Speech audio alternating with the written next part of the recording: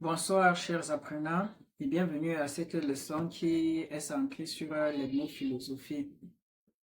Et nous allons commencer par la justification. Pourquoi est-ce qu'on enseigne cette leçon? C'est pour mettre les Africains au contact de leurs réactions, des réactions de leurs ancêtres, des réactions de leurs penseurs face à l'ethnocentrisme, face au fait que les Blancs renient aux Africains la possibilité de penser logique, puisque dans la leçon précédente, nous avons vu que les Européens ou bien les européocentristes ont considéré que le noir n'est pas capable de philosopher, le noir n'est pas capable de penser logique.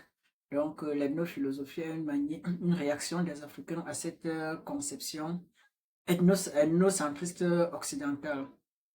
En guise d'introduction, nous voyons que face au refus de la philosophie chez les nègres, les Africains, les négro-africains, eux, vont mettre sur pied une autre tendance de la philosophie, qui est l'ethnophilosophie. Cette tendance est une réaction à l'ethnocentrisme. Cette tendance a pour but de montrer que nous aussi, nous pouvons philosopher. Nous aussi, nous avons philosophé. Nous n'avons pas sûrement philosophé de la même manière que les autres races, mais nous avons une autre propre manière de philosopher qui est ce qu'on appelait l'ethnophilosophie. D'ailleurs, Ebousi Boulaga dira, nous avons aussi une philosophie. Donc, c'est en quelque sorte dans cette logique que se situe l'ethnophilosophie. Prouver au monde que nous aussi, nous sommes capables de philosopher, nous aussi, nous sommes capables de penser logique, et nous aussi, nous avons philosophé. En grand temps de cette leçon, nous voyons l'orientation de l'ethnophilosophie. Comment est l'ethnophilosophie? Donc, on définit d'abord l'ethnophilosophie. L'ethnophilosophie est une tendance de la philosophie qui considère les mythes, les contes, les légendes, les proverbes comme une philosophie purement africaine. Tous ces éléments sont bien évidemment des éléments de la culture. Donc l'ethnophilosophie considère la culture, les éléments de la culture, comme une manière propre des Africains de philosophie, une manière propre des Africains de penser logique. Et nous avons vu, il faut quand même qu'on définisse quelques termes, en plus de définir l'ethnophilosophie, il faut qu'on définisse les termes qui font l'objet de cette ethnophilosophie. On a vu le mythe. C'est quoi le mythe? Le mythe est un récit fabuleux ayant pour but d'expliquer l'origine et le fonctionnement des sociétés. Donc, le mythe est un récit fabuleux d'origine populaire qui met en scène des êtres. Ces êtres peuvent être des dieux, des forces surnaturelles et qui symbolisent des énergies, des puissances et qui met en relief les aspects de la condition humaine. Donc voilà globalement le mythe. J'ai donné des définitions, donc à l'élève de choisir sa part de définition. Et il faut qu'on définisse également le conte. C'est quoi un conte? Un conte est un récit de faits ou d'aventures imaginaires, généralement court. Donc voilà le conte. Le conte, c'est un récit imaginaire qui est généralement court. Nous avons aussi vu la légende. On a parlé des légendes. C'est quoi une légende? La légende est la représentation traditionnelle des faits des personnages réels déformés et amplifiés. Donc la légende, ce sont des récits de personnes amplifiés. Je prends un exemple. Si Amora il y avait quelqu'un qui était très fort, on va amplifier, on va dire à la fondation de Mora, il y avait un homme très fort, il écrasait la tête de ses ennemis avec ses mains. Donc c'est ça qu'on appelle les légendes. Donc les légendes peuvent être réelles ou imaginaires. Et maintenant, le proverbe. C'est quoi un proverbe? Un proverbe est une sagesse, est un dicton populaire véhiculant une sagesse. Donc, généralement, c'est ce qu'on dit de manière populaire dans le but d'éduquer. Comme par exemple, une personne peut envisager quelque chose qui le dépasse. Alors, un proverbe dit juste que tu risques d'avaler le bœuf avec les cornes. C'est une manière de lui dire, ce que tu vas faire, tu ne pourras pas t'en sortir. Donc voilà, c'est ce qu'on appelle généralement les proverbes. Non, les proverbes sont des dictons populaires et véhiculant une sagesse. Euh, voilà globalement l'orientation de la philosophie. Et on va voir les positions de chacun, puisque les ethnophilosophes sont nombreux. On va juste étudier quelques personnes. On commence par Placide Tempels. curieusement, Placide Tempels, lui, curieusement, n'est pas un noir, il est un Belge. Et il étudiait au Congo, il était un missionnaire qui étudiait au Congo, et il a recensé les faits culturels africains. Et quand il a recensé les faits culturels africains, il s'est rendu compte que tous ces faits culturels avaient un fond commun qu'il appelait la philosophie africaine, la philosophie bantou. Il a écrit d'ailleurs un ouvrage, La philosophie bantou, et c'est la philosophie bantou qui a, c'est cet ouvrage qui a relancé de manière comment je vais dire, relancer le grand débat sur la philosophie africaine. Donc, elle a estimé que les éléments de la culture africaine, les mythes, les contes, les légendes, les proverbes, forment une manière propre des Africains de philosopher. Il a utilisé ce qu'on appelle la, euh, la force vitale. L'être, le noir agit avec la force vitale et sa force vitale est presque partout. Donc, il a appelé ce qu'on appelle la philosophie du vitalisme. Donc, le nègre croit en ses capacités multidimensionnelles. Le noir croit en la capacité qu'il peut se représenter, qu'il a plusieurs représentations. Il peut devenir un arbre, il peut devenir un animal, ce qu'on appelait le totémisme et autres. Et placer des temples, et on le sait déjà que c'est une réalité. Il y a ce qu'on appelle le totémisme en Afrique. Il y a des hommes qui sont capables de se transformer en animal. Ce n'est plus un de pour personne. C'est ce qu'on appelait le totémisme. Et Placide Tempel estime que le noir est capable de se déployer dans le cosmos à travers ces totems qui lui permettent d'accroître sa force vitale. Donc, Tempels, globalement, a essayé de montrer qu'il existe une philosophie négro-africaine, une philosophie bantou, différente des autres philosophies, des philosophies des autres peuples. Donc, les Noirs ont leur propre manière de philosophie, leur propre manière de voir le monde.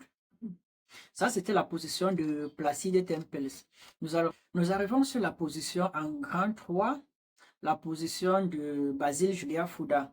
En grand 1, nous avons vu l'orientation de l'ethnophilosophie. En grand 2, nous avons vu la position de Placide Tempels. Et en grand 3, nous voyons la position de Basile Julia Fouda.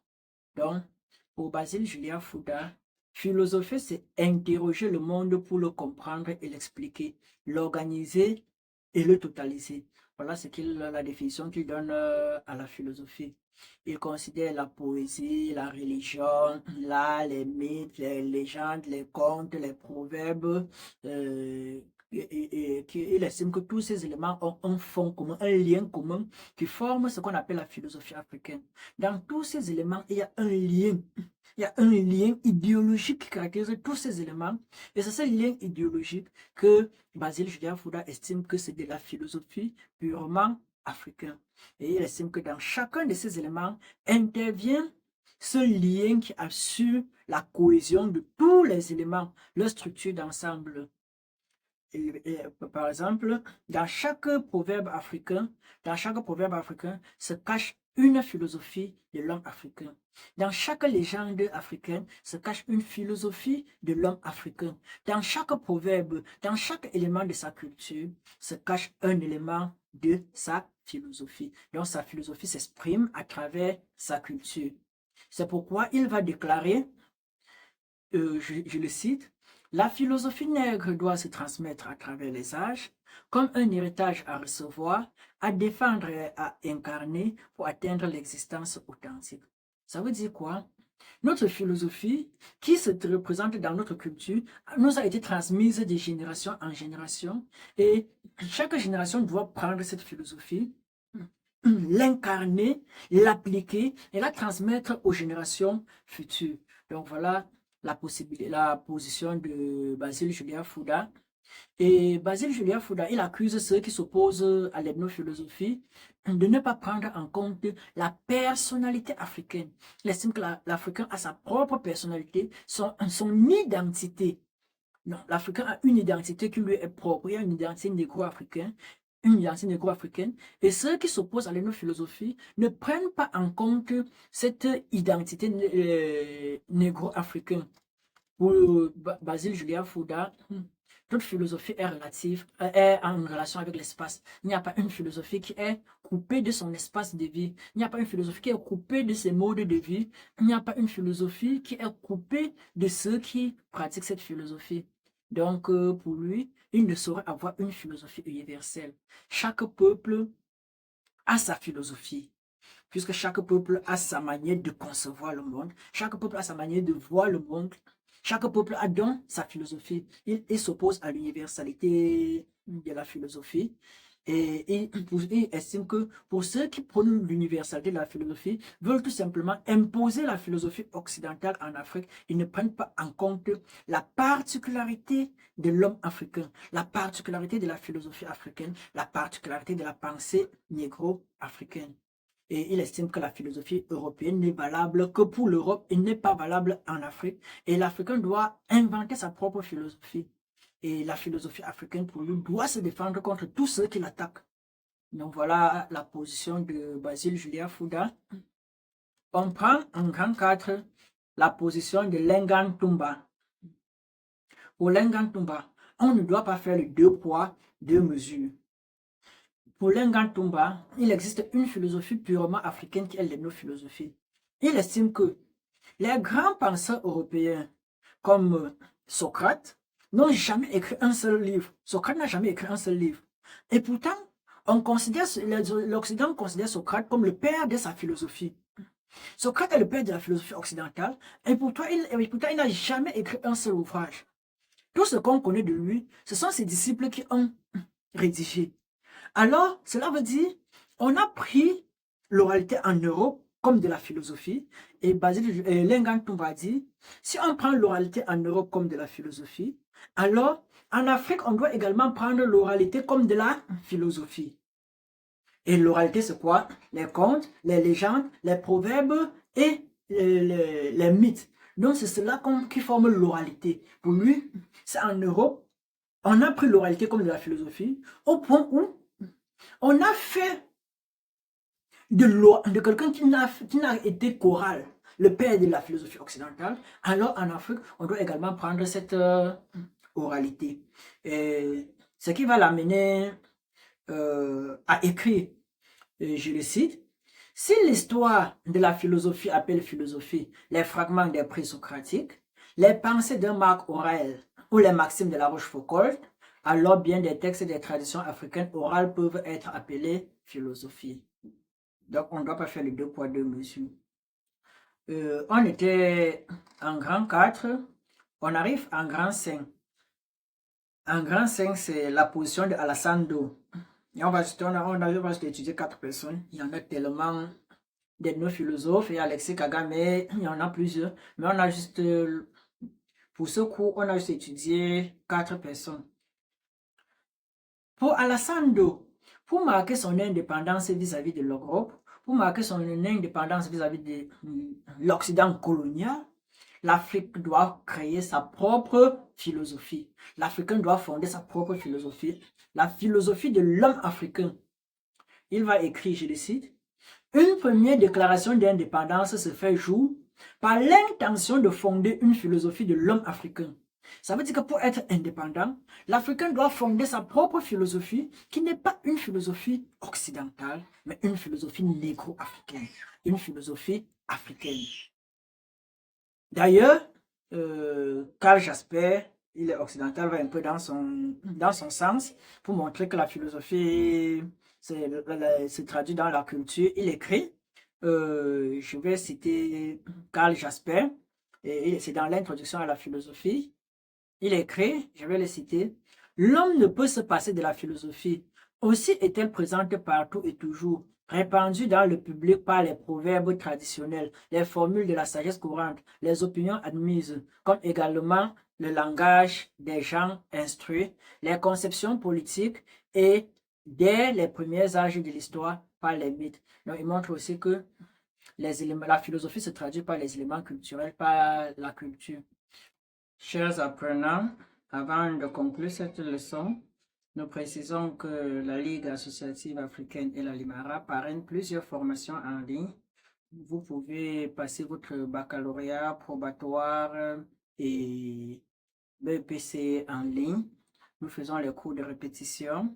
Vous avez dans le site de la Ligue associative africaine, vous avez tous vos cours déjà préparés avec des exercices traités. Vous avez des exercices, vous pouvez juste aller vous abonner et avoir accès à vos cours.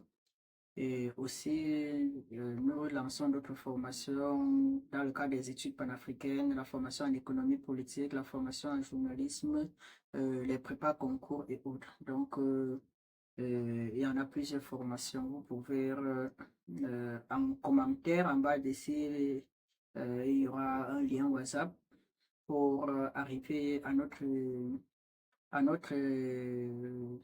dans notre groupe WhatsApp, les formations en ligne de la Limara et de la Ligue associative africaine. Maintenant, nous arrivons à la conclusion de cette leçon. À la conclusion, nous disons que les Africains ont réagi à la tendance ethnocentriste qui leur reniait toute possibilité de pensée logique en montrant qu'ils sont aussi capables de philosopher à travers l'ethnophilosophie. Ils ont considéré les mythes, les contes, les légendes et les proverbes comme une philosophie purement africaine, comme leur manière de philosopher. Cette posture va être vivement critiquée par des Africains eux-mêmes et à la leçon suivante, nous allons voir la tendance critique. La tendance critique, elle s'oppose à l'ethnophilosophie et considère qu'elle n'est pas une philosophie. Donc, après cette leçon, vous allez juste à la leçon suivante ou bien vous allez juste à la tendance critique pour voir la prochaine leçon. Portez-vous bien.